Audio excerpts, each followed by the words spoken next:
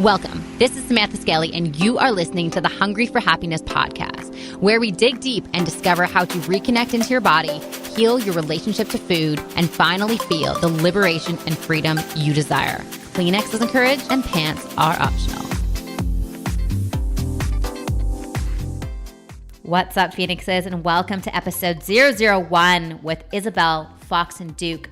My goodness, this conversation was super energizing. I loved speaking to Isabel. She has this amazing way of amalgamating science with the food and body conversation to really speak to the minds who are super logical and sometimes don't resonate with a lot of the woohoo stuff that we all know in the personal development and self-love realm. So for those of you out there, I know you're listening. This episode is going to supercharge your life. I can guarantee. Isabel is the creator of Stop Fighting Food, a free video training program for women who basically just want to stop feeling so crazy around food. Isabel's been featured in the Huffington Post, Elle Magazine, XO Jane, and has been praised by Ricky Lake. And her free writing guide, How to Stop Eating Cake, can be found at www.isabelfoxenduke.com. I really hope you enjoy this episode as much as I do. What's up, Phoenixes, and welcome back to the Hungry for Happiness podcast. I am super stoked. You guys heard me introduce Isabel Foxen Duke in the intro, and y'all know she's a badass. You were one of the first people that I kind of looked up to and really was like, wow, that girl's doing some cool stuff. And, the reason why, Isabel, I love you so much and your work is because A, you're super raw and authentic. Authentic's an overused word, but that just really, that's the word that comes to mind when I think of you and your work. And what I love that you're doing that not many people are doing in our field is you actually back stuff with science. I'm like, dude, it's awesome because this, a lot of my tribe, a lot of your tribe, logical, left brain, very black and white thinking. And this woohoo, fluffy self-love stuff sometimes doesn't fly. In fact, a lot of times doesn't fly. And they're like, Sam, where's the science? Give me more. And that's what I love about your stuff. I get your emails and I'm like, dude, okay, I love it because you then backed it up and people can relate to that. I'm, like I said to you in the pre-interview, I'm just stoked to have a conversation with you. It's been a while since we connected and now we get to inspire the tribe as well. Hell yeah, so thanks for coming on. Thanks for coming on. Thank you for having me. Yeah, you bet. First question we ask everybody is, what is the one thing about life that makes you come alive? Ooh, wow. That is a really interesting question. I would have said, I feel like the answer to that question would change from year to year for me. But I think the uncertainty of life is really where the beauty of life is. And I think that that's a really hard thing for particularly dieters to sort of wrap their brains around or really get, because I think we spend so much time when we're dieting, so much time when we are, obsessing about weight, obsessing about food, trying to fit square pegs into round holes, trying to just avoid uncertainty, right? Trying to just create safety for ourselves, trying to make sure that, everyone likes us, no one's going to reject us, nothing bad will happen to us. Yeah. Trying to make sure I get the white picket fence and the partner and the job, whatever it is. Right. And I think the reality, I think that this ends up backfiring quite a bit of the time. The reality of the situation is that there's a lot of uncertainty to life. I don't know with 100% certainty what I'm going to eat tonight when I'm really being honest with myself. Mm-hmm. And that is sort of where accepting that and sort of embracing uncertainty, embracing a little bit of the mess is actually an incredibly freeing and just sort of enlightening thing to do once you kind of are able to release a little bit of fear around it. So yeah, that would be my answer, at least today. I love it. You're like, at least today, give me an hour and that might change. Right. Yeah, exactly. That's awesome. So I know in a lot of your stuff, you talk about how emotional eating is actually your guardian angel. And I just want you to dig a little bit deeper into what that actually means. Because a lot of people, when they think emotional eating or binge eating, they're like, That's my friggin' nightmare. So I'd love to hear your side of it and your take on it. Yeah. So, emotional eating gets a really, really, really bad rep. It's heavily villainized, right? I mean, people really think of emotional eating as sort of like the worst thing that could possibly happen to them, which of course is a result of us living in an incredibly weight discriminating culture, an incredibly fat phobic culture. If we didn't live in a culture in which women's bodies weren't being torn to pieces left and right, we probably wouldn't have these like staunchly fearful reactions to emotional eating, and therefore maybe might be able to better look at them in a rational fashion, right? I was like, I'm notice that I'm eating a cupcake. I notice I'm not particularly hungry for it. What's going on, babe? Like, how you doing? Yeah. And it's really, I think that the only way to react to emotional eating and actually be able to manage it in a way that doesn't make us go completely bonkers, right, is to actually take a step back and realize like, hey, this actually isn't that big of a deal. Like, it's okay. Like, no one's dying. This is just an opportunity for us to get to know ourselves and our needs a little bit more deeply. That's it, right? Yeah. When we fall into villainization of emotional eating, and so when I say villainization, I mean like, oh my God, I shouldn't be doing this. This is the worst thing in the world. I suck. I fell off the wagon, right? When we start to get into those thoughts around emotional eating, generally speaking, we fall into binge eating pretty quickly, meaning it can spiral out of control really fast because we fall into sort of on the wagon and off the wagon mentality, right? So I'm, if I'm not eating emotionally, if I'm only eating when I'm hungry, I'm on the wagon, I'm good today. And then, of course, when we inevitably fall off, which is inevitable, right? No one eats 100% for hunger and fullness exclusively, no matter what, all the time. What ends up happening is we judge ourselves, we shame ourselves, we think to ourselves, oh my God, I've completely screwed up. I might as well eat everything that isn't nailed down. And tomorrow, diet starts again, right? Tomorrow's day one. Tomorrow I'll get back onto what I, of course, jokingly refer to as the hunger and fullness diet, which is when people approach intuitive eating as if it were a diet, right? As if it were a set of boundaries and constraints around food to try and control ourselves. So, this is sort of, one of my big core messages, and I'm so glad you brought it up, is sort of this myth that, I think is this misunderstanding, not myth, but this misunderstanding about intuitive eating, that this is that intuitive eating is a way to control ourselves around food, rather than understanding that, intuitive eating is just a way to get to know ourselves better and be kinder to ourselves. Absolutely. I think that's a beautiful answer, because I think you're right. When we're dealing with restrictors and dieters, they'll take this concept of intuitive eating and mindful eating that like everyone and their dog is like really talking about, but not digging into it as much as they should. And they'll just smack their dieting mentality onto an intuitive eating and think that they're okay and think that they'll feel safe.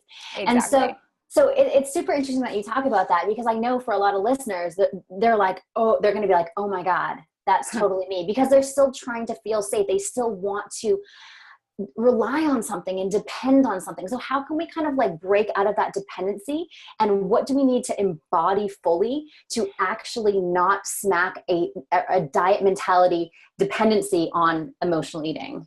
Yeah. And so this is like a really great question. I mean, I think that there's a few different components to it. One of them is just sort of what we've kind of talked about really early in this conversation, which is that, perfection with food is not possible. Perfection around food is not a thing that people ever create for themselves. But yet people continue to try, right? I mean, and particularly when it comes to intuitive eaters, so many intuitive eaters are recovering traditional dieters, right? And so they are prone to trying to make intuitive eating into this thing that they can do perfectly, that they can do correctly. Once I get this, I'll be fixed. And the reality of the situation is that that's not actually a functional, that's a trap, right? I mean, if you're going for the hunger and fullness diet, you are going to fall off of it. You are going to continue to effectively diet binge cycle just within the confines of this hunger and fullness constraint, rather than just actually using intuitive eating as a tool to, again, get to know yourself, be kind to yourself, give yourself enough food, right? So many people use intuitive eating as a way to put boundaries around not eating too much, right? But in many ways, I think intuitive eating is better looked at as a way of, I'm just making sure that I'm getting my needs met, right? Like if I'm hungry for something, I need to eat it in order to take care of myself.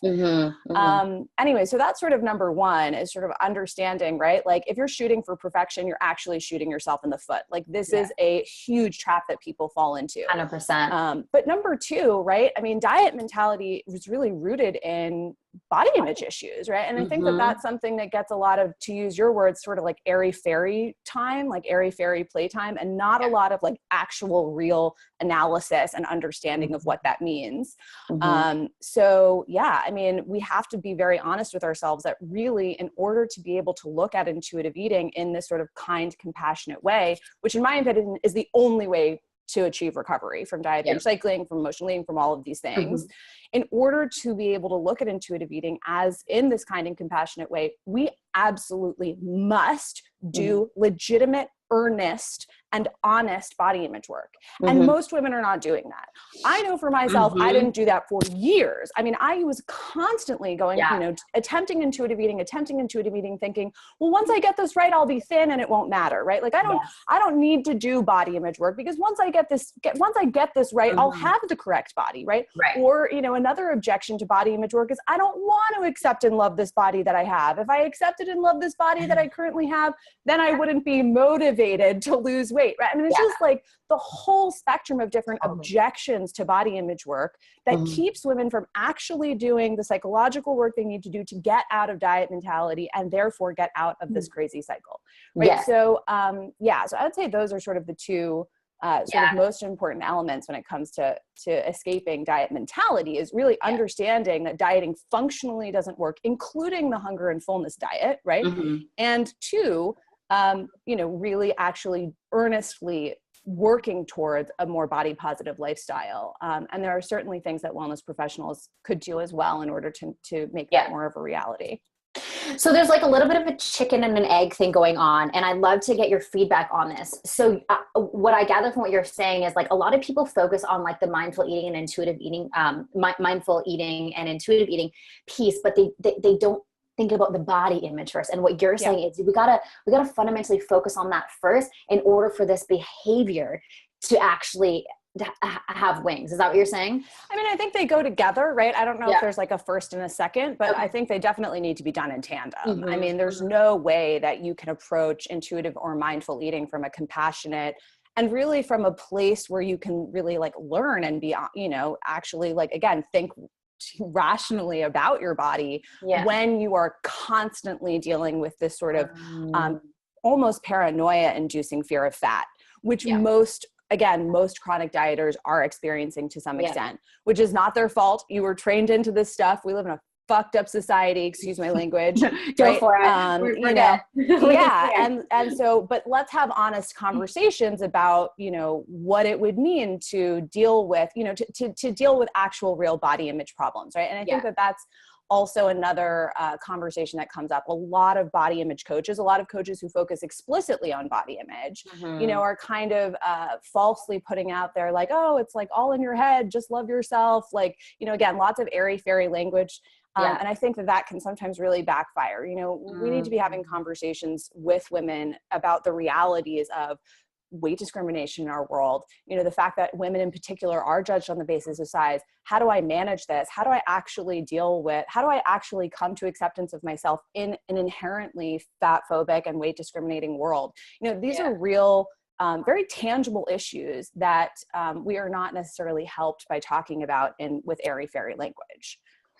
That's super interesting. You hit on such a good point. And what I would love your feedback and just your opinion on health at every size, that movement. Like, what is your take on that? I know you have strong opinions on this, and I'd love for you to share with our tribe what your take is on it. Yeah. So health at every size is sort of where it's kind of a little bit of a political, you use the word movement, right? So it's a little bit more of like the political, it sort of starts to venture into the political language around body positivity and the non-diet approach. Health at every size is a movement that basically is encouraging particularly doctors and medical professionals and wellness professionals to understand that the relationship between health and weight that currently our culture is obsessed with is not necessarily rooted in a ton of fact. Health and weight are not necessarily the same thing. And it's actually, even if it were, dieting seems to be incredibly physically and emotionally traumatic for people and ineffective as a way of making people thinner or making people healthier, right? And so the health at every size movement is really coming about and trying to encourage wellness professionals, but, you know, particularly doctors, medical professionals in the medical field, you know, prescribing dieting or prescribing that somebody go out and try to lose weight, right? Like actively and aggressively through behavioral modification is probably not going to result in long-term health and well-being. What it will likely result in is things like diet binge cycling, things like weight cycling, things like yo-yo dieting, which certainly reduce health over time, right? And create much bigger health problems than like sort of a size inclusive or size acceptance approach to health, where people are really focusing on healthy behaviors, right? Like, you know, actually going out and just, you know, treating themselves well, listening to their bodies, you know, moving their bodies on a regular basis, eating vegetables, and wherever their body ends up when they are healthy is by definition their healthy weight, right? If you have to do a lot of the health at every size movement is making the argument, if you have to do unhealthful things, including dieting, right? In order to become a certain size, that is not your healthful weight. We should not be trying to fit square pegs into round holes. We should be trying to, you know, create health for ourselves by engaging in healthful behaviors, healthful attitudes around food, holistic health, if you will. When holistic health is achieved, whatever weight your body ends up at personally is your quote healthful weight. We should not be dictating what somebody's healthful weight is based on some politically, you know, the BMI chart, which is like full on political agenda. Full-on political agenda, right? And so this is where the health at every size movement, I think, is really, is certainly really focused particularly on how we talk about weight in sort of the medical community. But this is definitely sort of bleeding into sort of a greater, you know, political conversation around size acceptance and size inclusivity in general. Because of course, the reasons why the medical establishment have created a lot of the sort of systems that they have is because of a lot of weight bias and size discrimination within the medical establishment. I mean, and the whole world for that matter, right? I mean, there's just so much weight bias in the world. It's crazy. I mean, I think that there's been, you know, there have been studies that saying, you know, when you go into a courtroom, right, like, you know, the level of prejudice that that a particular person will experience as a defendant in a courtroom when as a fat person, right? So as a plus size person, will be similar to the prejudice incurred on the basis of like gender, race, you know, all of these other forms of discrimination. You know, weight discrimination is a very real thing. And it's bleeding into how we treat people. It's keeping people from accessing healthcare in an equal way and a fair way. And so there's a whole, I mean, I could go on and on about this, but there is an entire sort of political conversation and research conversation happening around these issues. And these are exactly the types of topics that I think are super important to be talking about when it comes to body image. You know, because this is like real shit that's happening in the world. Shit. Yeah, and exactly. This is the stuff that you're touching on that I don't think really anyone else is touching on. Like, do you, like, for real?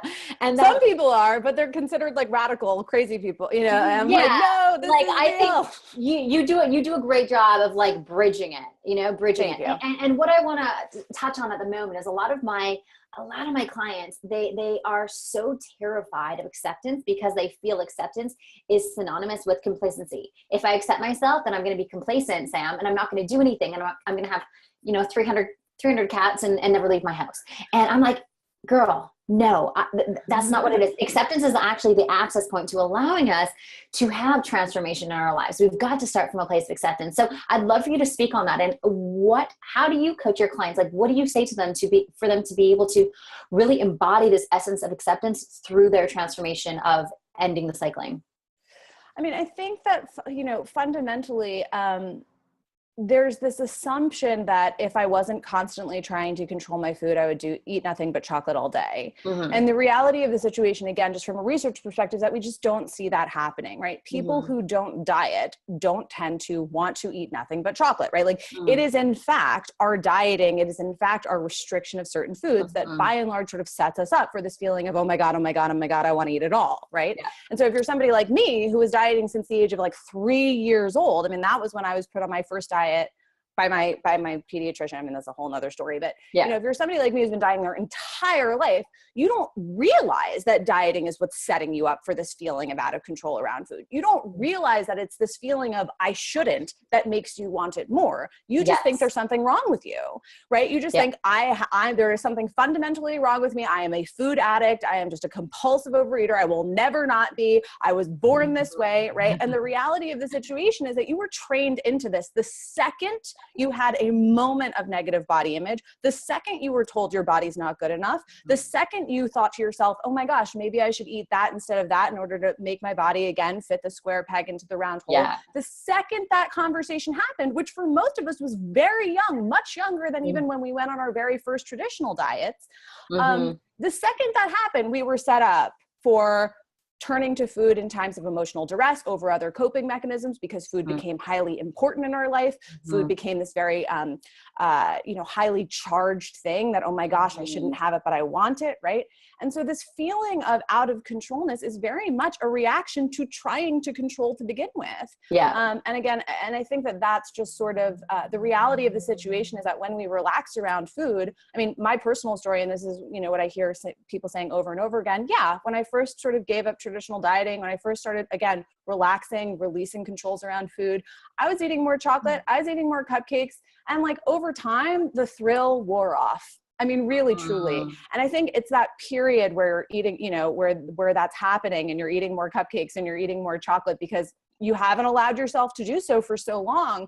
That period, if you're not like really practicing relaxation and body acceptance, you know, that period can go on longer and longer and longer because you're kind of, again, you're struggling with the diet mentality still. It's almost like the deeper you go into acceptance while you're going through this legalization period, the faster you kind of get to the other side of like, it's just chocolate. It's just chocolate.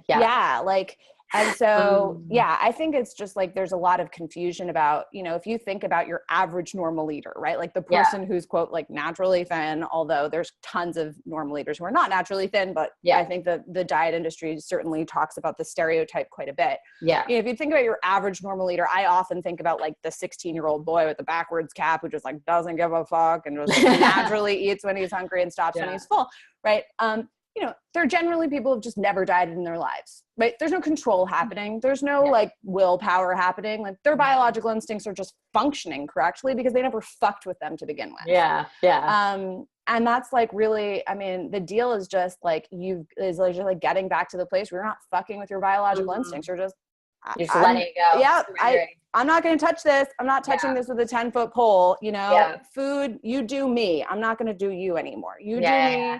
Whatever happens, right? The more I relax, the more I sink into just chilling out. You know, the less power food has over me, the less like of a shiny toy it is. You know, like a kid, you know, I call it shiny toy, like, you know, when you're a kid and you can't touch the toy. And it's like, I want it. I want it. Right. It just gets less shiny the more you decide that like, I don't give a shit about this. Like, this is just not something I'm going to allow to rule my life anymore. Like if I eat a cookie, fine. If I eat 5 cookies, fine. Right? And over time, what happens is like, you're just like, they're just cookies. Take it or leave it. I don't really care, you know? And quite frankly, I want to feel physically well. Like I want to be able to go to work and not have like sugar crashes and blood sugar spikes and stuff like that.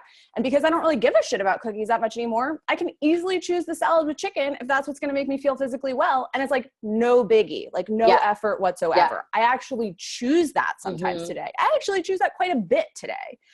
But I could never have done that when I was constantly trying to control my weight, when I was approaching intuitive eating like a diet. There was no way in hell. Like, like if I was using willpower to try to control my food, I would be going for the cookie every single time. Absolutely. So, we're talking about like being in like this hyperactive, obsessed control freak state, and then going to having food have no control over you. What is what do we need to like embody? What do we need to believe? What do we need to practice during that phase? Like you talked about, like that relaxation phase and like, and like relinquishing control. Like what is it that we need to think about, practice, invite in, focus on to be able to like bring us through that state of just like presence and like food is just used for health and hunger? I mean, I think that, well, first of all, I will say, just because you mentioned it, the food is just used for health and hunger thing food should be used for pleasure sometimes, right? Like there is a place for food as pleasure. So I just want to like pull that out there.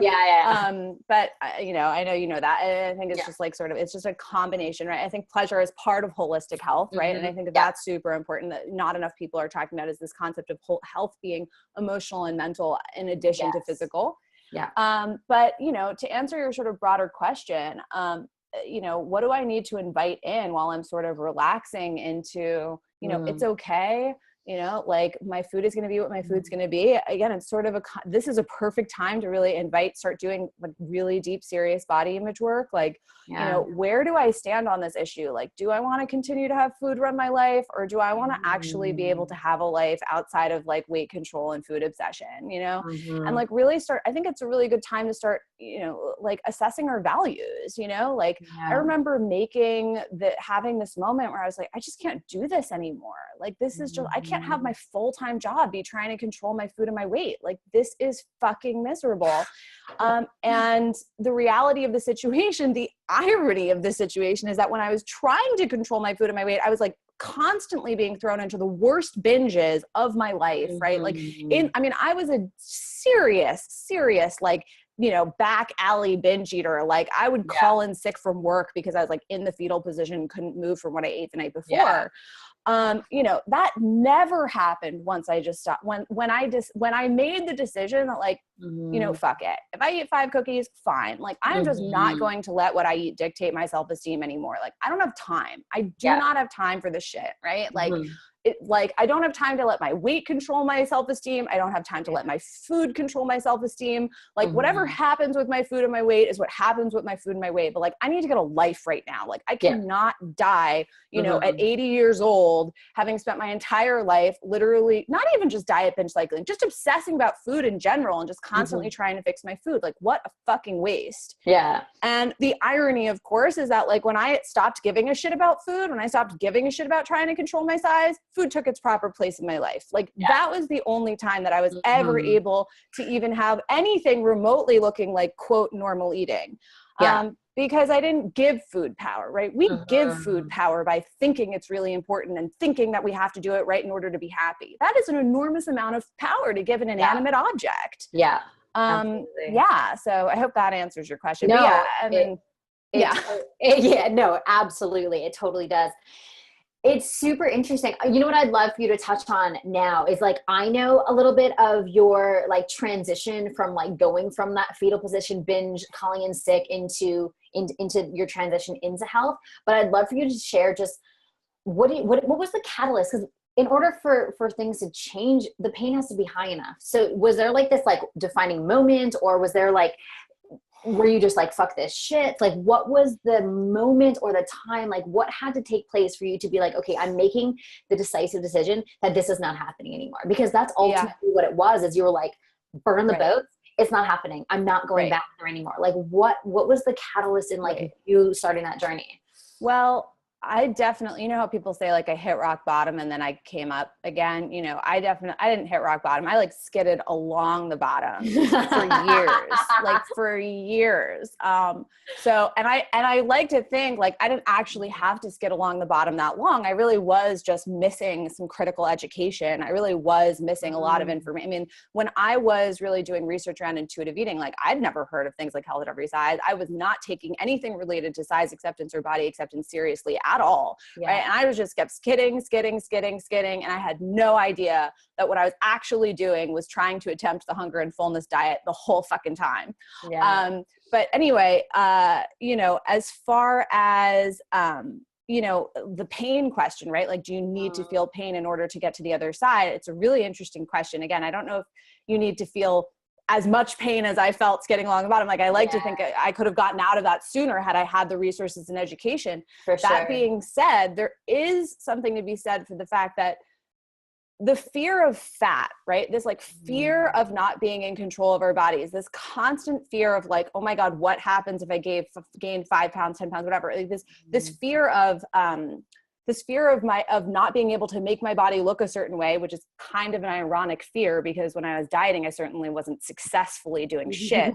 But like this fear of letting go, this fear of, oh my God, what might happen if I let go, in quotes, again, ironic because I was binging my brains out and gaining weight throughout the process, but putting that aside, I thought I was in control. Yeah, exactly. You know, this fear of fat really controls us, right? This fear of fat is incredibly terrifying. It drives this whole problem. And I think to some extent, I mean, it's really about without getting over this fear of fat, like it's very hard to overcome this issue in general. And sometimes I think that I think for some of us, right, the fear of fat has to be overridden by your fear of like staying in the same like bullshit food obsessed life, right? Like, and so it's like, there has to be a moment where we're like, okay, like honestly, even if I gain 10 pounds, even if like whatever happens, like that would not be as bad as just, if I could like accept it and be cool with it and like love myself through it, that would not be nearly as awful, right? As just continuing on this fucking vicious cycle and just continuing on diet binge cycling the way that I have been, obsessing about food, having no life, not being able to have relationships, not being able to show up at work, not being able to like lead the life I want to lead, you know? And so I think that I think that that's sort of where the rubber really hits the road is like, what is your priority here? Is your priority here weight loss at all costs, including your mental health and sanity? Or is your priority actually like getting your shit together up here and like having a life outside of food? And at some point in the pain, right? Like, you know, I certainly got to a point where I was like, I got to put my sanity before. I got to put my sanity first. Like, I cannot continue to live this way. That is huge. Oh my God, that is huge. You know, I love that. I love what you just said, that you absolutely clearly defined it so perfectly. And I think it comes down to standards as well. Like, what are your standards for your life? Like, do you want to live a happy, fulfilled life, or do you want to feel like a bag of balls and be constantly dieting? And I think like you illustrate that like pain balance so perfectly. I know it's going to hit home with a lot of them. Yeah. Thank you. Yeah. So there you go. Like, and there you go. That's it. It's so done. perfect. Yeah. It's like, how much am I willing to smack myself in the face before I change? Right. You know, and when I say to my clients, I'm like, you know, in order to really break free of this, you have to not be terrified of getting fat. Yeah. And they're like, oh my God, what do you mean? Because their whole world is wrapped up in the scale. Their whole world is like 1 pound equals like the life over. Right. And so until you're ready to be okay with gaining weight, you're not going to end the cycle. Exactly. And that doesn't mean that you're going to gain like it's not definitive, right? No. It doesn't mean anything. The reality of the situation is being comfortable gaining weight just means that you like get your mental health back. Like being comfortable with your body being different sizes just means that you can think rationally and like have like a sane attitude towards food. It doesn't inherently mean anything about weight itself. Just like being afraid of fat clearly doesn't make you fucking thin. Like let's be real about that for a second. You know, like if fear of fat were like keeping you motivated into weight loss, like you'd probably be a swizzle stick right now. Yes. You know, that's like, it's actually a line from my video training series. Is it? Which the link is below. Which is freaking amazing, by the way. It's going to be in the link below, stopfightingfood.com. You are hilarious on film, and it's hilarious. It's so good. So guys, go get that when you're done listening to the show for sure. I want to ask you about emotional weights. So the link between emotional weight and physical weight. Do you believe that physical weight is a manifestation of emotional weight? What's your take on that? I don't. Okay. And so, I mean, the reason why I shy away from that is because and this is sort of going back to the health at every size conversation, is that the reality of the situation is that size diversity is a real thing.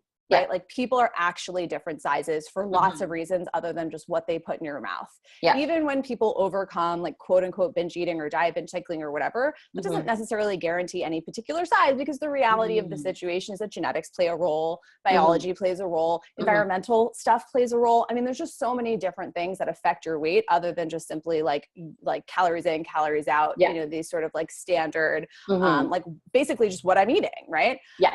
And so this sort I think that part of managing, you know, part of the sort of health at every size message, and this is like, again, like straight health at every size stuff, is, you know, we need to sort of be divorcing this idea that fat is inherently a result of mental illness. It is not.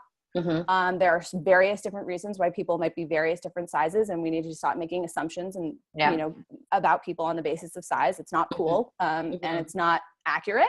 And I think so. I definitely tend to shy away from sort of anything that sort of inherently implies that your weight is a symptom of your mental health necessarily. I think there are plenty of very sane, mentally healthful people of all shapes and sizes, and there are tons of fucking crazy people at all shapes and sizes.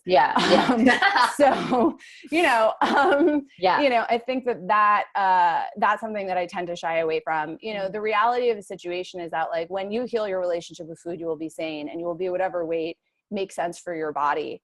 And that weight could be any number of various weights. It is not necessarily going to be defined by, you know, what we described before as the sort of politically constructed or socially constructed BMI index.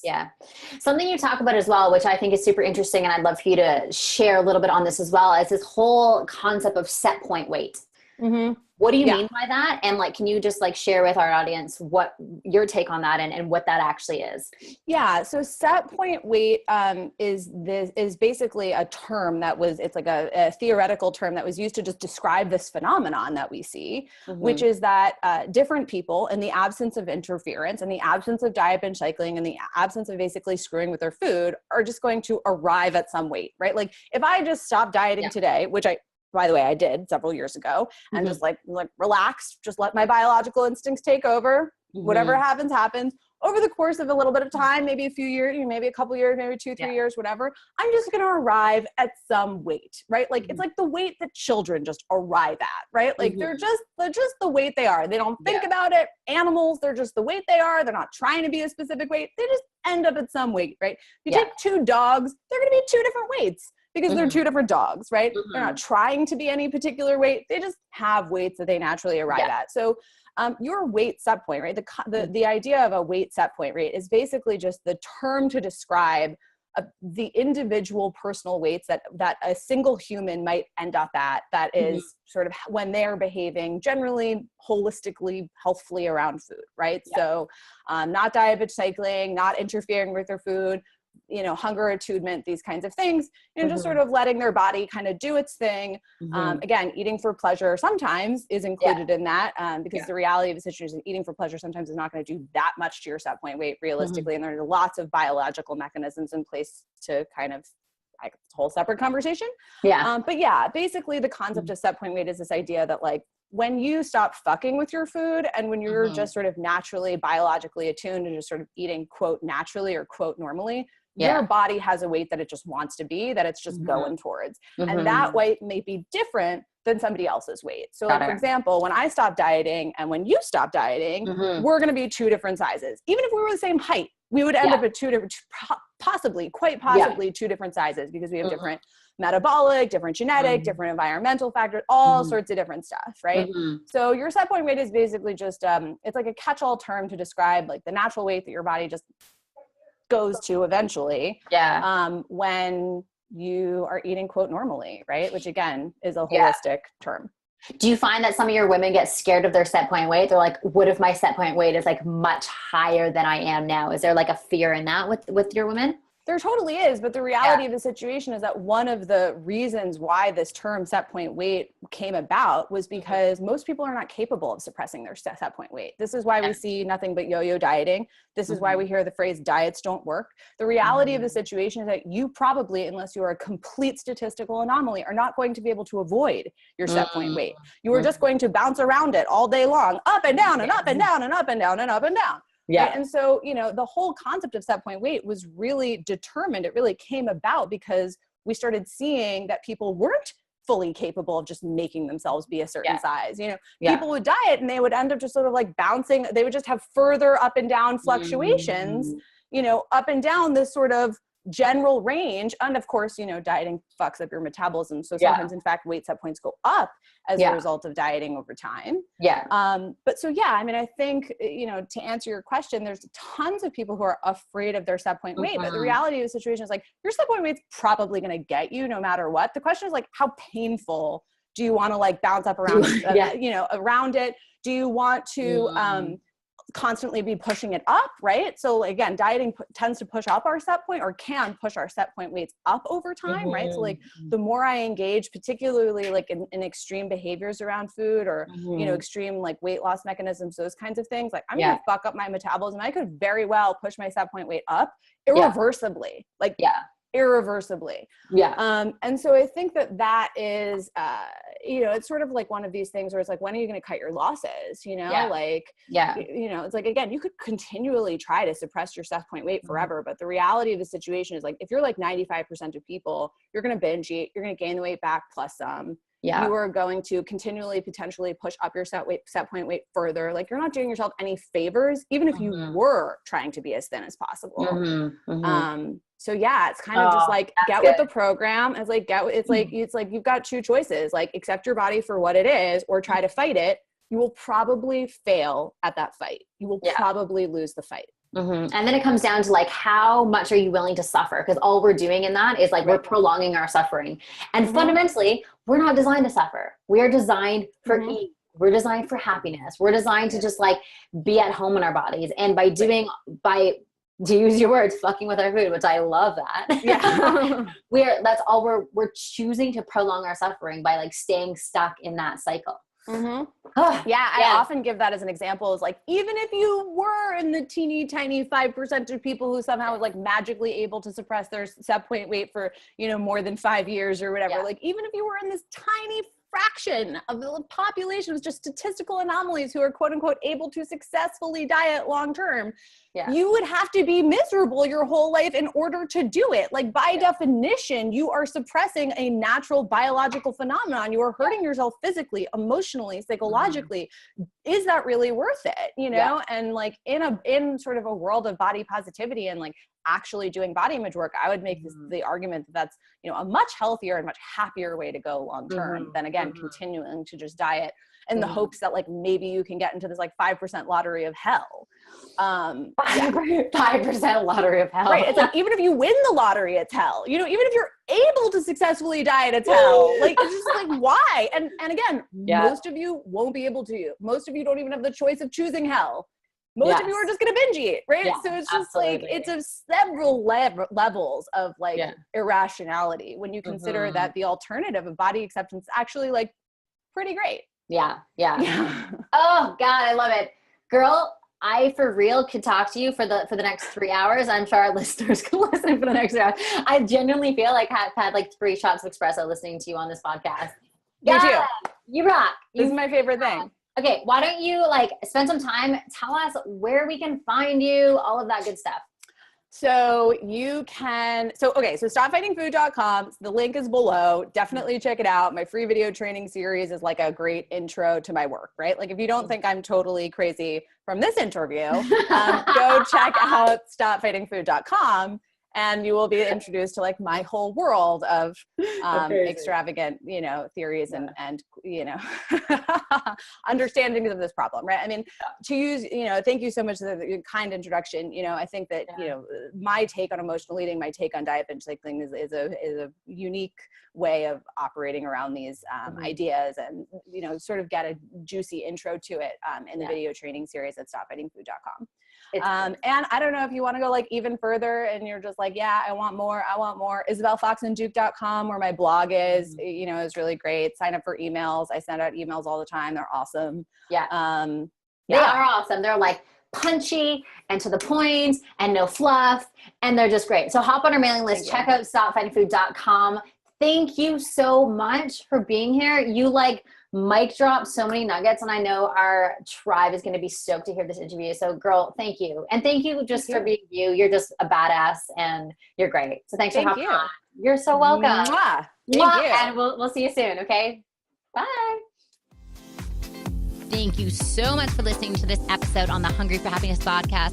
You can join the conversation with women just like yourself at hungryonfacebook.com. Until next week, ladies, stay classy and badassy.